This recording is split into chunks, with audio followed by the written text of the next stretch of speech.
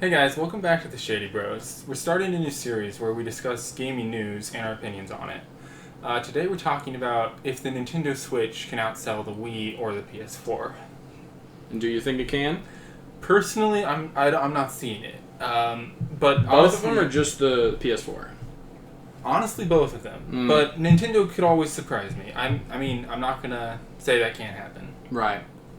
Especially after the Wii U's numbers, I think everybody was a little bit skeptical. Mm-hmm. I was. But I think that should definitely be laid to rest, considering that the Switch has been out for 3 years and it's already sold 52.5 million units.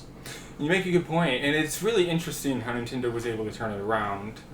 I feel like they definitely, out of the gate, were on board with third party. Oh, yeah. Everyone was behind the Switch when it came out. I mean, first quarter that it came out, it had limited game output. It only had 1-2 Switch, Breath of the Wild, but I mean, first quarter was 1 month. First quarter of any console usually does that anyway, right. So it's to be expected. And but in the first year alone, we got Mario Odyssey as well. Right, Breath of the Wild, Splatoon 2, Xenoblade Chronicles 2. Mm-hmm.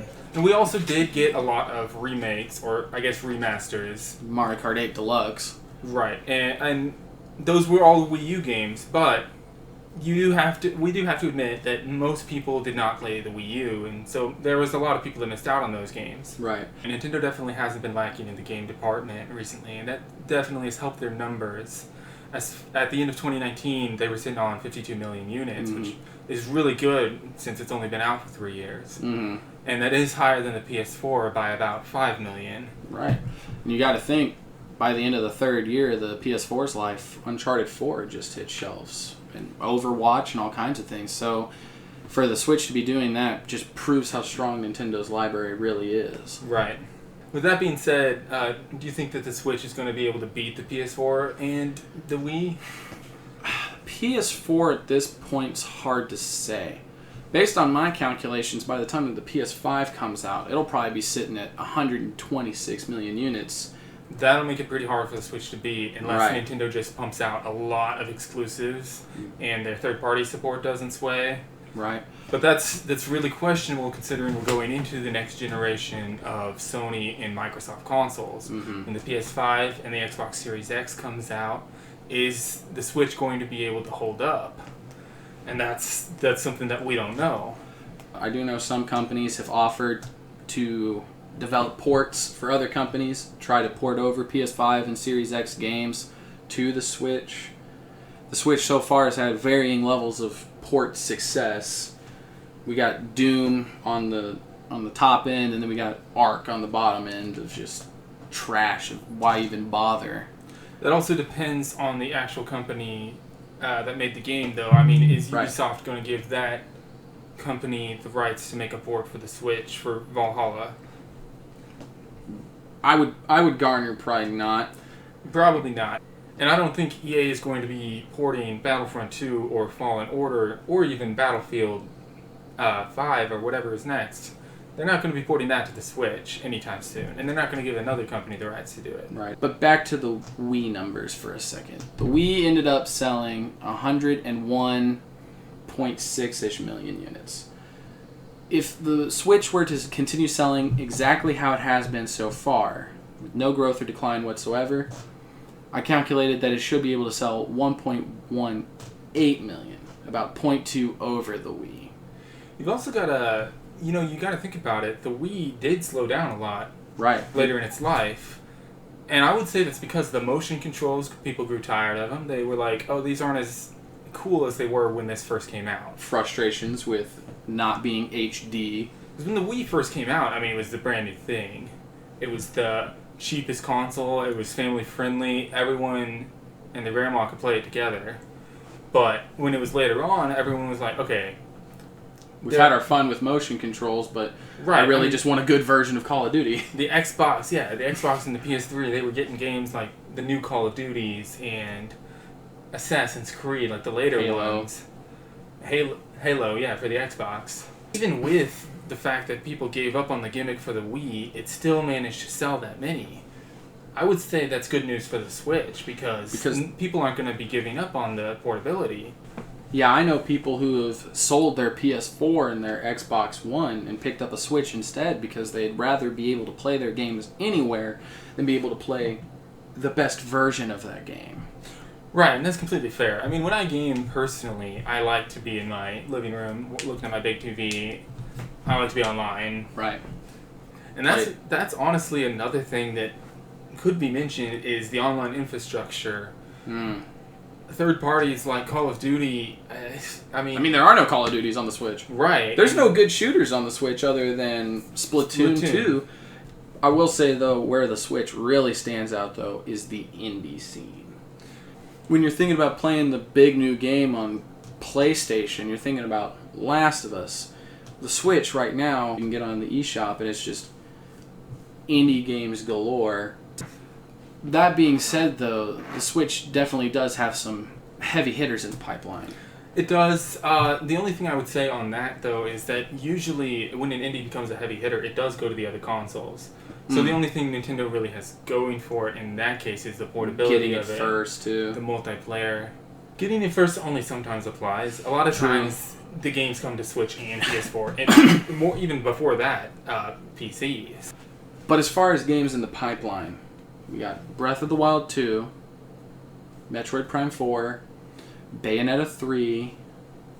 It's kind of hard to say, because a lot of those games we haven't really heard much about except for the fact that they exist.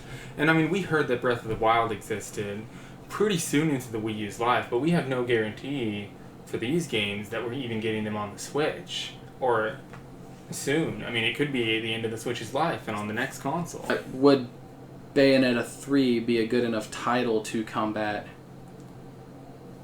PS5 and Series X launch? Well, the thing with that is, unfortunately, Bayonetta 3 probably is going to mainly only appeal to Bayonetta fans.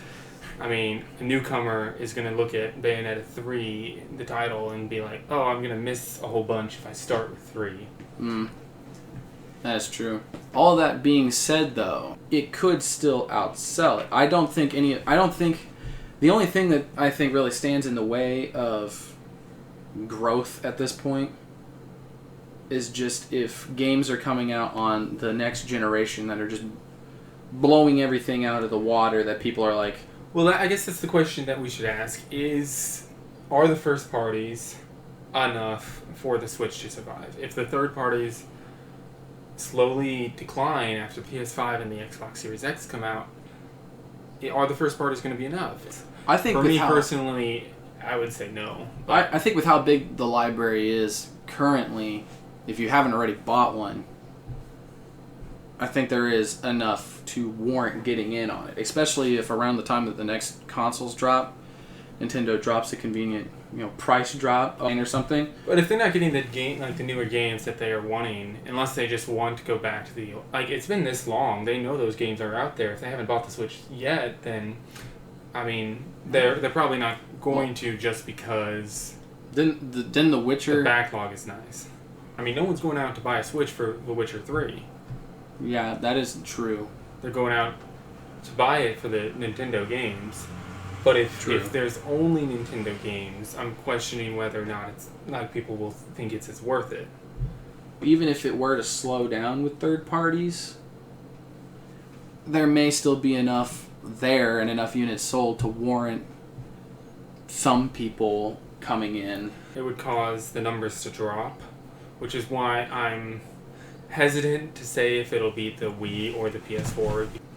In your opinion, what will the Switch and by extension Nintendo need to do in order to maintain the sales they have right now after the new consoles have released? Because we all know they can release more games and hope that third parties will continue to release games as well, whether they be a dumbed down version or a completely different version entirely. Well, I do think that dumbed down versions of third parties will hurt the sales.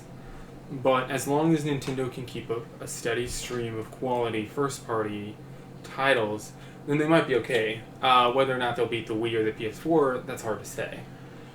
Outside of that, though, outside of just the games, what do you think they can do for the system itself to make it more appealing. I know earlier I mentioned a price drop.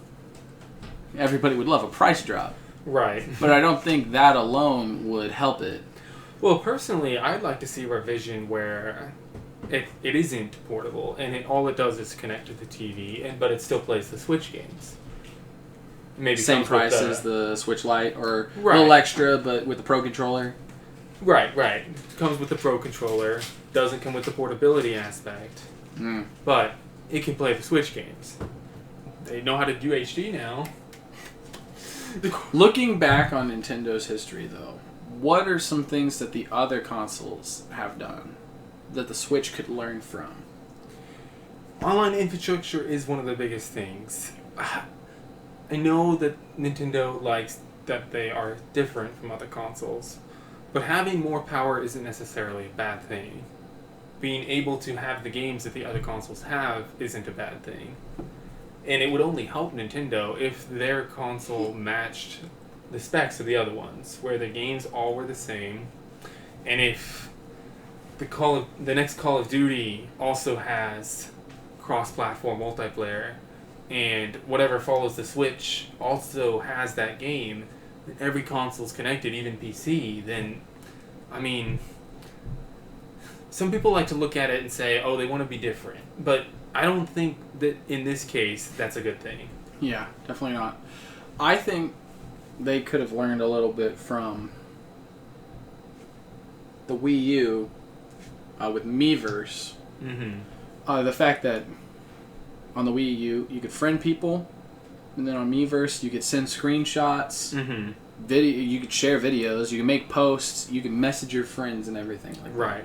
And I have to admit, in the Switch, you can't share screenshots. It's just on your SD card, and you're going to have to transfer it onto something, I guess. I don't think you can upload videos, but you might be able to, but it'd be directly to YouTube. You can't message your friends. Right. So, Nintendo's online infrastructure definitely needs some work. I think one thing that they could learn from, though, would be kind of the N64, but also the GameCube of, like, since the GameCube's hardware was, like, so normal in comparison to everything else, it was like, okay, well, what do we have to do to set ourselves apart from the competition? It's like, we're going to make innovative, interesting, new types of games. It's like, here's a new Pikmin. Here is Pikmin, actually. Right. Here's Pikmin, here's Luigi's Mansion, Mario Kart Double Dash, that never happened again, anything like that. Right. And I feel like the Switch has had a lot of great games, but I feel like it's been a lot of, like, iterative games. It's just like, oh, here's just the next evolution of 3D Mario, but it's, like, not, like, vastly new. Like, right.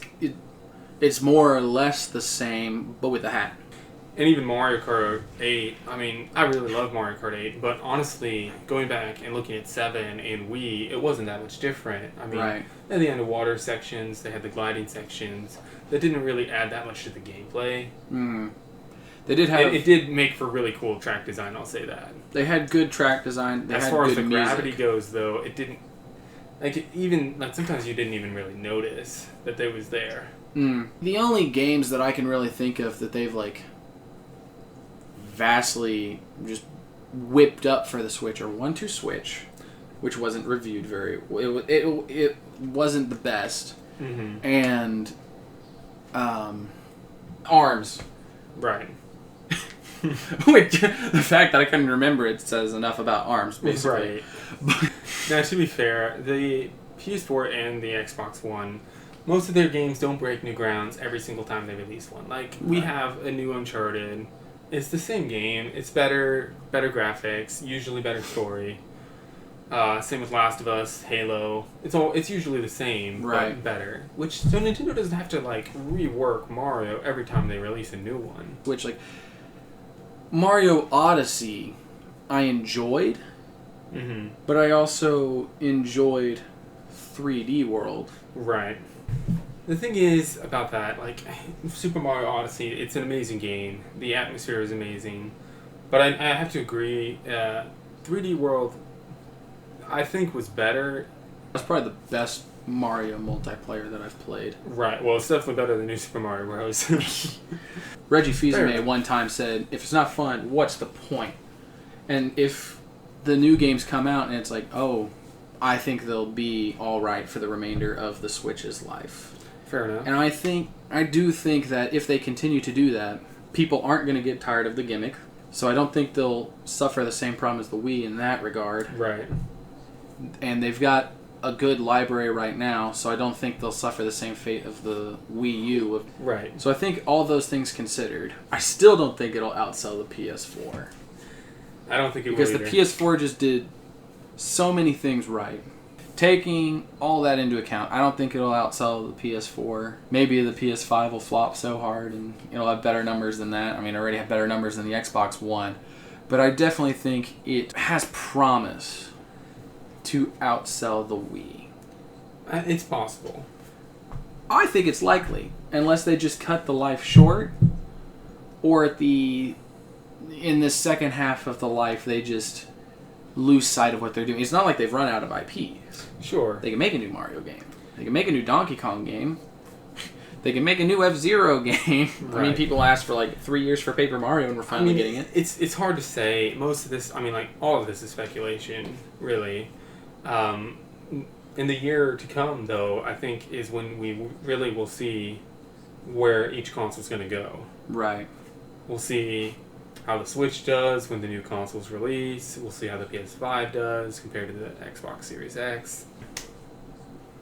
Either way, though, whether the Switch does outsell the Wii or not, I think you'd have to be crazy to consider it not a success. That's a good one. And how they've managed it so far and the way they've turned around other policies definitely provides a lot of hope for this system and whatever the next might be. Mm-hmm. But only time will tell as far as whether it'll be successful in that. Right. And whether they'll be successful in that.